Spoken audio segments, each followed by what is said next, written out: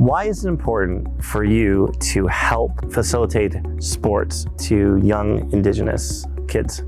I think just being Indigenous myself and having a family that was very culturally orientated, growing up in Fort McKay, having spent time in Fort Chipewyan, and having family history throughout the reserves around Alberta and then of course Fort McMurray. It's just always been instilled in our family's blood. When I was done playing hockey, it was one of the first things I wanted to do was give back and help. Tell me about your hockey career. How did that get started? Give me the very start of how you got involved in hockey.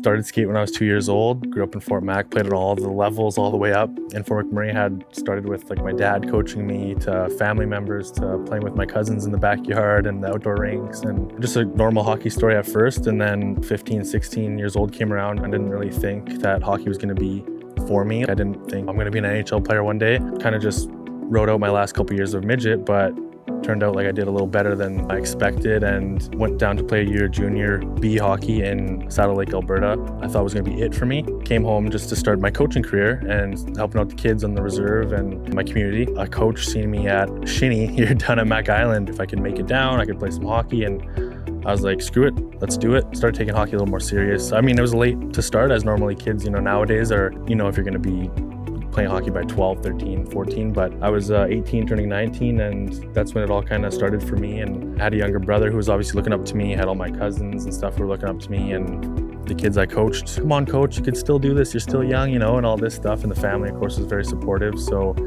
I just said screw it and put my all into hockey. Played junior A for a year, played down the States for a year, back to Canada for college for a year, and then signed my first pro deal in Germany for 2 years, and then in Sweden for a year and a half. When COVID came around, I was in the midst of signing a 2-year deal down there, but it was either like home or stay in Sweden. And I already had all my coaching background and stuff, so I was like, you know what, let's go home, let's be around the family. Coaching just was always there, and that's what I've always been doing, and not just on the ice, but off the ice as well, and personal training and stuff, and that's kind of how it went. You have a big family. Very big, yeah. Tell me what that's like. You got quite the remarkable family. My mom and dad had myself and my younger brother Braden.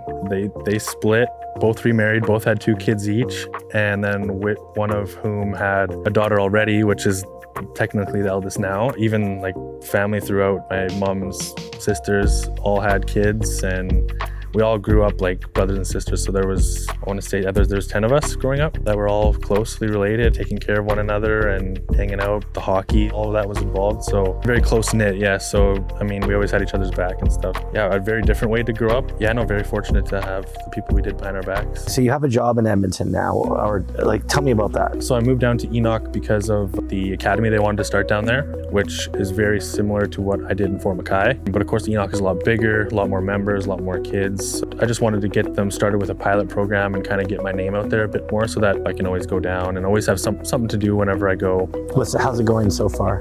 It's going really well. It's a pilot program, so it just started. We got people from the reserves around there. Everyone now sees what we're doing and what we did in Fort McKay to start off with, and they're like, wow, we need to start doing this. Is there a lot of differences from McKay to there? I mean, I think everywhere you go, there's always you can pick the little differences, but major differences would be the vast majority of people that are there. I mean, I think Fort McKay, we're only at 1,100 or 1,200 members, whereas Enoch, I think they're 4,000 or 5,000. So it's a big difference in scale. And plus, even just them being right there in Edmonton, where Fort McKay is a little isolated, a bit of a culture difference for sure. But I mean, when you get talking to the people, a lot of them are Cree as well. So it's kind of the same backgrounds and stuff, and a lot of the same stories from childhood to growing up and stuff around there. There's a lot of good that comes out of sports. What do you personally get out of that? Thinking back to, why I'm doing it and what do I get out of it and stuff. People are always asking, especially because my parents come from such structure, a big business, making a lot of money, revenue, spending and whatnot, and they're trying to make a lot of money doing what you do. Even when I started doing it, just volunteering and helping,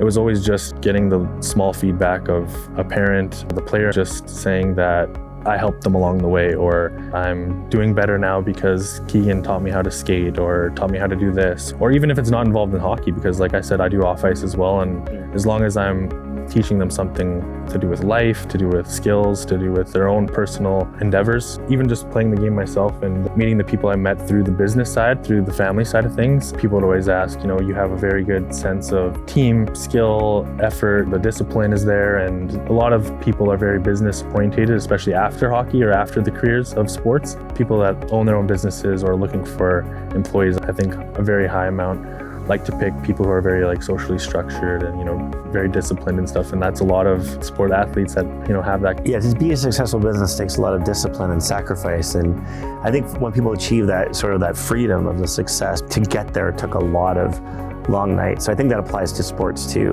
Yeah. So a couple of years ago, we did a video project when your family gave back, I think it was $100,000 to the community, and you each got to pick a little bit. Tell me about the charity that you picked and why did you pick that? I picked Big Brothers Big Sisters, and that for me, just their message and their vision for what they do, and it related so much to myself. Even just the name Big Brothers Big Sisters, I was always the eldest, and giving to my younger brothers and sisters was always such a big thing for me. I noticed on your social media a while ago that you stopped drinking.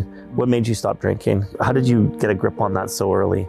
I think, again, back to the whole family. I seen it growing up. If it was the parents that it was affecting, then it is always a trickle-down effect. It's going to affect the kids, the cousins, the grandparents, whoever was involved. It always hit a wider spectrum. And growing up in such a big family, there was multiple people who kind of had their own problems, addictions, whatever. I never had a problem with it either, but just when I was 18, being especially involved in hockey and all the partying and the stuff, and turning 18 and you're finally allowed to go to the bars and going out and stuff, and I just never had that moment where I was like, yeah, this is what I want to do every weekend, is go out and drink and party, and especially being 18 in Fort McMurray, it is a big thing. A lot of people here are making a lot of money.